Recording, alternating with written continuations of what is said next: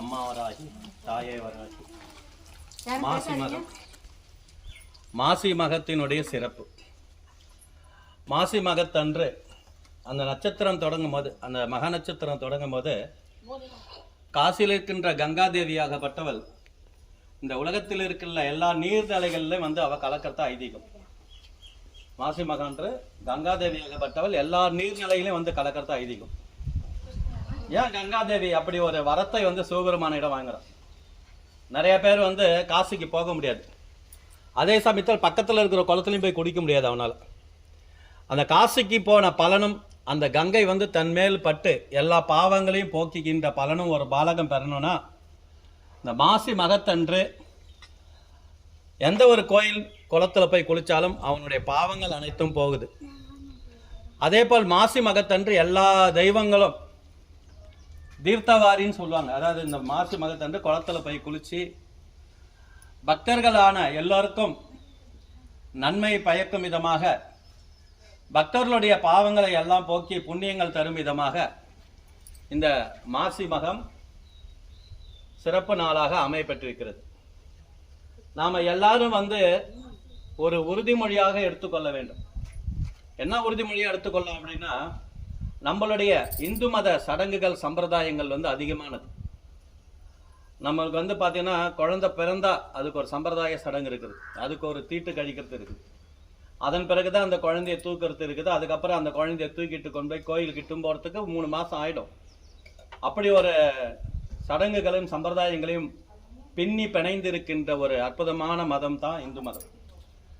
எல்லா மதத்துலையும் பார்த்தீங்கன்னா ஒரு ப்ரே வச்சுருப்பாங்க. ஞாயிற்றுக்கிழமையில வெள்ளிக்கிழமையில ஒரு ப்ரே வச்சுருப்பாங்க. நம்ம மதத்தில் அது கிடையாது. ஏன் கிடையாதுன்னா, நாம் எப்பொழுதும் இறைவனோட சேர்ந்து இருக்கின்றோம். இறைவனை விட்டு நாம் பிரியறது கிடையாது. எல்லாம் நம்ம சும்மா சாதாரணமாக ரோட்டில் போகும்போது விநாயகரை பார்த்தா கூட நம்ம கும்பிட்டுக்கிறோம். அப்படின்னா நமக்குள்ளே வந்து அந்த ஐதீகமும் தெய்வீக நடமாட்டமும் அதிகமாக இருக்கிறதுனால நமக்கென்று ஒரு தலைவரையும் நமக்கென்று ஒரு வழிபாட்டு முறைகளை நம்ம எடுத்துக்கிறது கிடையாது. அதனால் இனி வரும் காலங்கள் அப்படி இருக்க வேண்டாம்.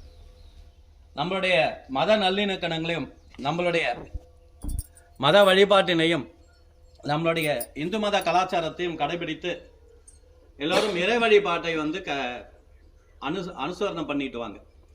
இந்த ஒவ்வொரு மாதமும் வந்து நமக்கு இறைவன் கொடுத்திருக்கின்ற வாரம் சித்திரை மாதம் சித்ரா பௌர்ணமி, வைகாசி மாதம் விசாகம், ஆனி மாதம் திருமஞ்சனம், ஆடி அம்பாளுக்கு பூஜை, ஆவணி விநாயகர் பெருமான் சதுர்த்தி, விநாயகர் சதுர்த்தி ஆவணி, புரட்டாசி நவராத்திரி பூஜை, ஐப்பசி சிவபெருமானுக்கு அன்னாபிஷேக பூஜை, கார்த்திகை மாத சோமவாரம் சிவபெருமானுக்கு வந்து பூஜை, மார்கழி மாதம் பாவை நோன்பு, தை மாதம் மகர சங்கராந்தின்னு சொல்லக்கூடிய பூஜை, தை மாதம் வசந்த பஞ்சமி உற்சவ பூஜை, மாசி மகம், பங்குனி உத்திரம், இப்படியாக 12 மாதங்களிலும் 12 நிகழ்ச்சிகளை நமக்கு வந்து வகுத்து கொடுத்துருக்காங்க பெரியவங்க. இந்த 12 மாதங்களில் வருகின்ற நிகழ்ச்சிகளை எல்லாம் நம்ம கலந்து ஒருமித்த மனதோடு செய்ய வேண்டும். இதில் நம்ம ஆலயத்தில் வந்து நீங்கள் அஷ்டவராகி திருக்கோயில், இந்த விழுப்புரம் மாவட்டத்தில் இருக்க நம்ம ஆலயத்தில் வந்து பார்த்தீங்கன்னா உங்களுக்கு சித்ரா பௌர்ணமி சிறப்பு பூஜையும், ஆடி மாதம் ஆஷாட நவராத்திரி பூஜையும், புரட்டாசி மாதம் சாரதா நவராத்திரி பூஜையும், தை மாதம் வசந்த பஞ்சமி பூஜை நடைபெறுது. இது மட்டும் இல்லாமல் இந்த மாசி மகத்தன்று தீர்த்தவாரி பூஜை இன்று 15வது ஆண்டாக நடத்திக்கிட்டு இருக்கிறோம்.